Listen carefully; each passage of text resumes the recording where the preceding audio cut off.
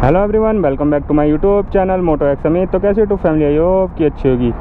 So guys, आज अपनी B का राइड रिव्यू है। देखेंगे इस वीडियो में कि 7 इयर्स में इसमें कोई परफॉर्मेंस डाउन हुई कि नहीं हुई, क्या ओवरऑल पूरा इसमें वीडियो में चेक करेंगे राइड करके। A to Z बाइक के बारे में बात करेंगे राइड करके। तो चलो बिना किसी तरीके वीडियो स्टार्ट करते हैं, जल्दी से राइड पे मिलते हैं। सो गाइस, सबसे पहले मैं आपको बता दूँ इंजन से रिलेटेड। देखो गाइस, इंजन में ऐसी कोई मेरे को प्रॉब्लम मिली नहीं है। और पावर 7 इयर्स में जो पहले भी थी और अब भी वही है। इस बाइक को लेके तुम राइड करोगे ना गाइस, तो वो है इसके परेशान करेंगे मिरर। क्योंकि मिरर, ये जो इनके स्टॉक मिरर है ना, एकदम ही वाहियात हैं। देखो, इनमें कोई व्यूज़ ही नहीं, मैं बस इनको एडजस्ट करते रहता हूँ। थोड़ा बहुत जो व्यू दिखता है उन्हीं से मैं इनमें काम चलाता हूँ। क्योंकि जो कंपनी ने मिरर बनाया है ना, इनकी जो वो दी है ना इन्होंने ब्रॉडनेस, यहाँ से मतलब चौड़ापन ये थोड़ा कम है। थोड़ा और आगे तक निकले होते ना तो तब ज़्यादा इसमें व्यू हमारे को रियर का दिखता। तो मेरे को सबसे पहली जो चीज़ इसमें राइड में इसमें प्रॉब्लम मैंने फेस करी है, इसके मिरर रियर का बिल्कुल दिखता नहीं है। और हेडलाइट की बात करें तो पता ही है आपको, इसमें प्रोजेक्टर आते हैं, वो भी 2 प्रोजेक्टर आते हैं। तो 7 इयर्स में मैं गाइस बताऊँ, नाइट में इसके प्रोजेक्टर जो है ना, हेडलैम्प, इनका थ्रो एकदम बेस्ट है। रात को मेरे को दिक्कत नहीं होती बिल्कुल भी। ईज़िली मैं आराम से वो कर सकता हूँ, इसमें दूर दूर तक मतलब आराम से देख लेता हूँ, क्योंकि थ्रो इनका बेस्ट है। और मैंने इन 7 इयर्स में इसमें कोई भी LED प्रोजेक्टर या समथिंग कुछ लगवाई नहीं मैंने इसमें। यही जब से स्टॉक चल रहे हैं तो चल ही रहे हैं। ये देखो, कार में अगर दिख रहा हो तो फिर वो मारा मैंने पास। और अब बात करते हैं इसके हैंडलिंग की गाइस।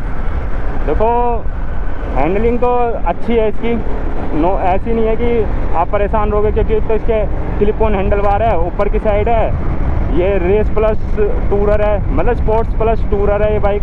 इसलिए आप है ना इस पोजीशन में है ना कंफर्टेबल रहोगे। जैसे कि आप और बाइक लोगे ना इसके अकॉर्डिंग स्पोर्ट्स बाइक में, तो आप परेशान रहोगे, थोड़ा झुक के चलाना पड़ेगा। बट इसमें ऐसा कुछ नहीं है, हैंडल से रिलेटेड आप बिल्कुल सही रहोगे। ये देखो, कटिंग भी आराम से लगती है इसमें। ये देखो, ये नहीं है कि आपको ज़्यादा स्ट्रगल करना पड़ेगा, ऐसा कुछ नहीं है गाइस। ईज़िली कटिंग के मामले में ये हैंडल और बेस्ट है। और मैं आपको सस्पेंसन की बात कर दूं, जो इसके फ्रंट के हैं, जो टेलीस्कोपिक सस्पेंसन जो आ रहे हैं, जो कंपनी प्रोवाइड कर रही थी, अब तक कर ही रही है। वैसे इसमें कोई अपडेट नहीं आया अभी तक, USD फोक्स नहीं आए। तो देखो, सस्पेंसन की बात करूँ तो गाइस ओके बोलूँगा, ज़्यादा अच्छे भी नहीं बोलूँगा ना ज़्यादा बुरे। आप गड्ढे में, जो बड़े गड्ढे होते हैं ना, जाओगे थोड़े तेज़ हो गए तो आपको ये फील करा ही देंगे। ज़्यादा बड़े नहीं कह रहा, थोड़े बहुत फील करा ही देंगे कि झटके आपको, कि हाँ गड्ढे हैं भाई, आराम से चला मेरे को, ये कहेगी बाइक। छोटे गड्ढे में आपको पता नहीं लगेगा, और धीरे चलाओगे तो ईज़िली आप वो निकल जाओगे गड्ढों में से, कोई आपको फील नहीं होगा। ये तो होगी आपके फ्रंट सस्पेंसन की बात। ओके हैं, ना ज़्यादा हार्ड है ना ज़्यादा वो है सॉफ्ट, तो मैं बोलूँगा ओके बीच का 50-50 मान लो। क्लच की बात करूँ गाइस, तो देखो इसका थोड़ा क्लच है ना हार्ड हो जाता है जल्दी। मैंने लास्ट टाइम जो सर्विस कराई थी उसमें भी मैंने चेक कराया था, हार्डर साइड में था, वही बोले था हार्ड है काफ़ी। और मेरे को जब मैंने क्लच बार नहीं डलवाई थी ना, तब एकदम लाइट था। उसके बाद पता नहीं गाइस, फिर दोबारा ये हार्ड हो गया है। पर इतना फील नहीं कराएगा आपको कि हाँ कि मशक्क़त करनी पड़ेगी, मतलब स्ट्रगल करना पड़ेगा, ज़्यादा प्रयास करना पड़ेगा आपको। ईज़िली 2 उंगली से हो जाता है। देखो, हो जाता है 2 उंगली से क्लच आराम से दब जाएगा। इतना भी हार्ड नहीं है और ज़्यादा लाइट भी नहीं होना चाहिए। और प्ले तो रहता ही है इसमें इतना। फ्रंट ब्रेकिंग की बात करूँ तो गाइस, ब्रेक इसकी बहुत बेस्ट है फ्रंट की। मैं पहले भी कहता आ रहा हूँ और अब भी कह रहा हूँ गाइस, इसकी फ्रंट ब्रेक बहुत बेस्ट है, नो डाउट बहुत बढ़िया है। जहाँ आप मारोगे ना वहीं ये खड़ी हो जाएगी। एक तो ABS मिलता है फ्रंट में। उस टाइम पे 2017 में 2 ही वेरिएंट आते थे, एक non ABS and single channel ABS। तो मैंने सिंगल चैनल ABS परचेज़ करी थी। ये देखो गाइस, अभी ट्रक के पास जाके ब्रेक मारूंगा, ये देखो उससे पहले ही मार दी। देखो एकदम है ग्रिप, मतलब बाइट है एकदम बढ़िया। बस आपको क्या करना पड़ेगा, डिस्पैड अच्छे डलवाने पड़ेंगे, जो कंपनी के वही डलवाओ। नहीं तो बाहर से तो इतने बेस्ट कंपनी के आते हैं, पर लोकल मत डलवाना, वरना जल्दी घिस जाएंगे। आप बोलोगे बेकार है ब्रेकिंग वगैरह ये सब। और है ना, ऑयल ज़रूर इसका चेक कर लेना, क्योंकि क्या होता है, हम चलाते चले जाते हैं, ऑयल रहता है। तो ये जो इसकी डिब्बी है ना ऑयल की, फ्रंट ब्रेक की कैप, इसको खुलवा के चेक ज़रूर करवाना, क्योंकि है ना इसमें ऑयल है ना ब्लैक पड़ जाता है। ये ज़रूर ध्यान रखना गाइस। तो है ना ब्रेकिंग में है ना बहुत वो होता है, परफॉर्मेंस डाउन होती है अगर ऑयल आपका ख़राब है तो ऑयल हमेशा साफ़ रखना, एकदम ब्रेकिंग बेस्ट रहेगी। रियर की ब्रेक बार बताऊँ तो गाइस वही है, एक तो ABS वर्क नहीं करता, पीछे है ही नहीं, वर्क क्या करेगा, है ही नहीं, तो ओके है, गुड है। बस थोड़ा प्रेशर दे के मारता हूँ तब जाके समझ लो इसकी रियर ब्रेक लगती है अच्छे से, वरना अब एकदम से प्रेशर से तो कौन मारेगा, कोई नहीं मारेगा। सडनली ब्रेक मारते हैं, जब पैनिक ब्रेकिंग करते हैं तब जाके वो यूज़ करते हैं, वरना तो बंदा आराम से जा रहा है यूँ ईजिली आराम से यूँ दबाएगा, रुकेगी बाइक। पर इसमें ऐसा नहीं है, रियर में थोड़ा सा आपको थोड़ा प्रेस ज़्यादा करना पड़ेगा, मतलब पैर से रियर ब्रेक को थोड़ा वो करना पड़ेगा। अब ये BS3 में मेरी वाली बाइक में प्रॉब्लम है या सबकी में है मुझे नहीं पता, आई डोंट नो, बट मैं तो देखो बोलूँगा ओके है, बेस्ट नहीं बोलूँगा, जैसे फ्रंट की बेस्ट है वैसे रियर की नहीं बोलूँगा। 90% वैसे ही मैं फ्रंट की मारता हूँ ब्रेक, रियर की तो चांस ही नहीं है मारने की। और गाइस रियर के सस्पेंशन की बात करें, नाइट्रो मोनोशॉक जो है तो सही है, ज़्यादा हार्ड नहीं है, आपको मज़ा आएगा अगर आपका वेट होगा तो। अगर आपका वेट है 40 या 45 के समथिंग तो समझ लो आपको हार्ड फील होंगे। बाकी अगर आपका कम है ना मतलब सॉरी ज़्यादा है ना वेट, समझ लो 65 प्लस है, 60 है, तो आपको फील होंगे हाँ कि सोकर है अच्छे हैं। बेकार नहीं बोलूँगा रियर के, जितने फ्रंट के हैं रियर के सही हैं। और गाइस रियर की ब्रेक बताई थी गाइस, और क्या आते हैं टेल लाइट मेरे को इसकी बहुत बुरी लगती है रियर की, वो मैंने हटाई रखी है, टेल टड़ी लगवा रखी है गाइस। और सबसे मेन आता है टायर गाइस, टायर आपको इस बाइक में ना बेस्ट रखने पड़ेंगे, क्योंकि जो इसमें पावर है ना 24.5 PS की, वो गाइस जो कंपनी टायर दे रही है ना MRF के, एकदम ही वाहियात टायर देती है वो। उस पर मैं अपना बता रहा हूँ BS3 का, मैं हल्का सा टोटल खोलता था ना गाइस, उसके टायर है ना स्किट होते थे, सोच सकते हो आप, स्किट होते थे एकदम से, बर्न आउट होने लगते थे, यूँ समझ लो ईजिली होता है उसमें बर्न आउट करना, यूँ समझ लो।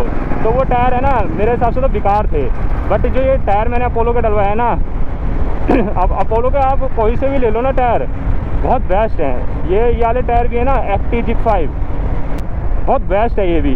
फ्रंट में 180 है, रियर में 140-70 है, दोनों टायर बहुत बेस्ट हैं। ग्रिपिंग में भी है, एकदम लीन करने में भी मज़ा आता है, और कॉर्निंग करने में भी मज़ा आता है, एंड कटिंग करने में भी मज़ा आता है, और टायर स्किड भी नहीं होता अगर ज़्यादा पावर नहीं दोगे तो आप। जब तक हर चीज़ में समझ लो टायर बेस्ट है वो, ये वाले अपोलो के।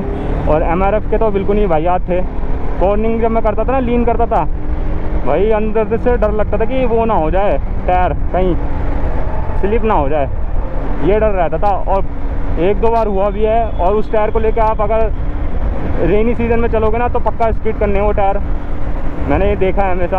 कीचड़ काचड़ में है ना बहुत ज़्यादा स्किड करते थे वो टायर। टायर बहुत ज़रूरी है इसके अच्छे रखना, वरना आपको खुद परेशानी होगी, बाद में बोलोगे कि यार टायर में मज़ा नहीं आया, ये नहीं आया। तो मैं तो सजेस्ट करूँगा अपोलो ही डलवाओ, क्योंकि मैं यूज़ कर रहा हूँ, मुझे पता है बेस्ट है। और गाइस चेन सेट की बात करें, बहुत मेन है। अगर आप दिल्ली जैसे एरिया में रह रहे हो ना, ऐसे एरिया में, यहाँ तो फिर भी सही है, बहुत जगह क्या हो रहा है, मेट्रो का काम चल रहा है ना, डस्ट ज़्यादा है, धूल मिट्टी ज़्यादा उड़ रही है, तो आपको चेन का बड़ा ध्यान रखना पड़ेगा, केयर करना पड़ेगा। पहले क्या था, मैं 1000 किलोमीटर पे ल्यूब मतलब क्लीन करके ल्यूब करता था, बट अब ऐसा नहीं है। मेरे को ना 500 पे देखना पड़ता है। 500 क्या, बीच बीच में मेरे को चेक करना पड़ता है, 200, 400, 500, 600।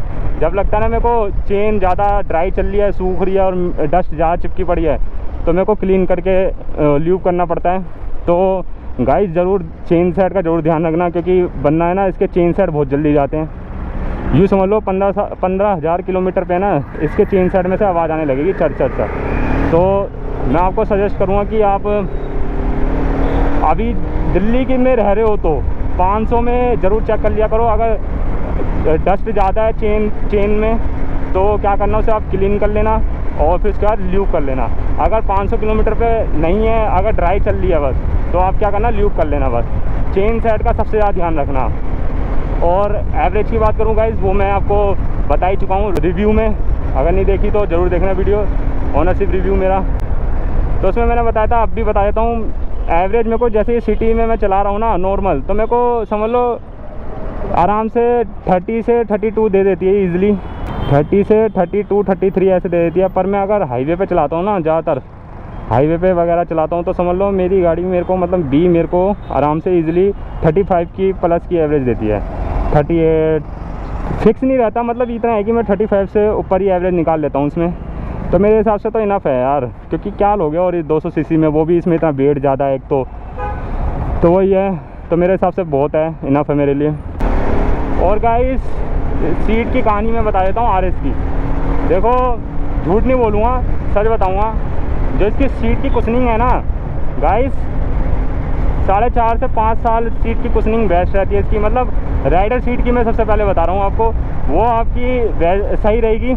एंड जैसे जैसे इसके ईयर्स कंप्लीट होते जाएंगे ना, और अगर हैवी वेट वाला बंदा बैठ रहा है तो समझ लो सीट की कुशनिंग दबनी है और हार्ड होनी है।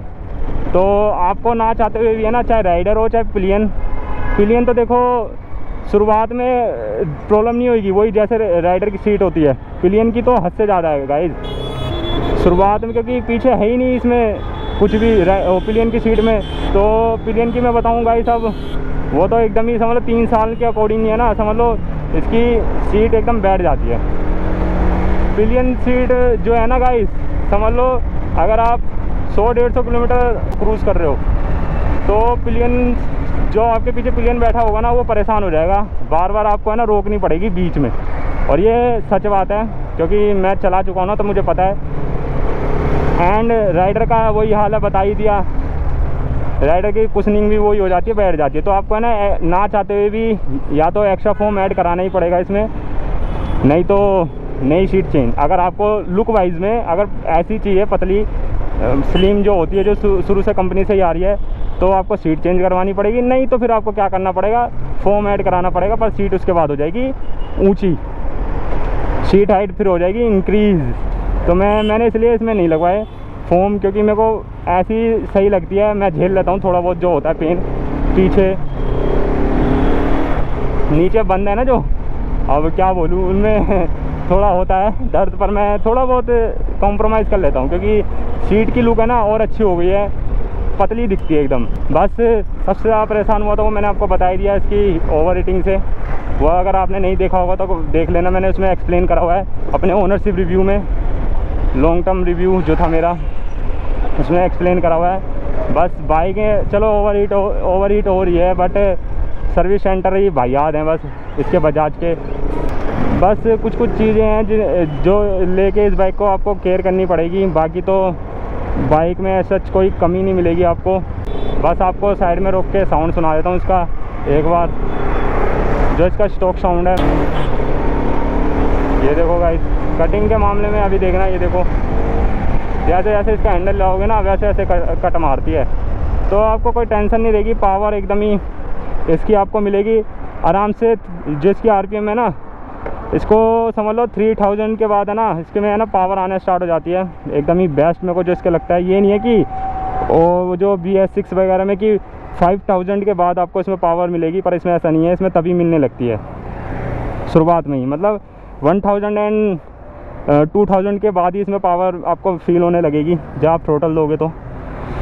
गाइस आपको सुना दूँ ज़रा इसका साउंड, ये है आइडल पे, अगर आपको साउंड आ रहा हो तो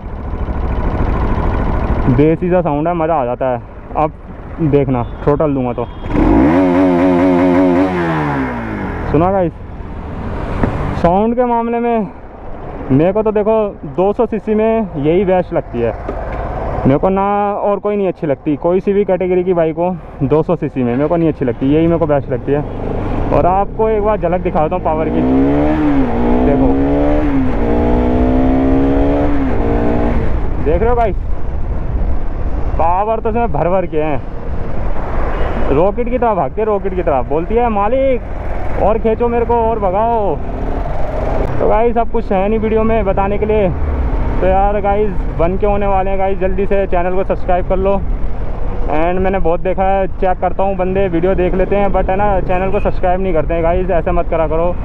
आपके लिए वीडियो बनाते हैं, इतनी धूप में देख रहे हो तो ज़रूर याद से गाइस चैनल को ज़रूर सब्सक्राइब कर लेना, भूलना मत। एंड लाइक कर देना, कमेंट करना, अगर आपको वीडियो अच्छी लगी हो तो गाइस चैनल को ज़रूर सब्सक्राइब कर देना। मिलते हैं नेक्स्ट ब्लॉग में, take care, bye bye, signing off guys.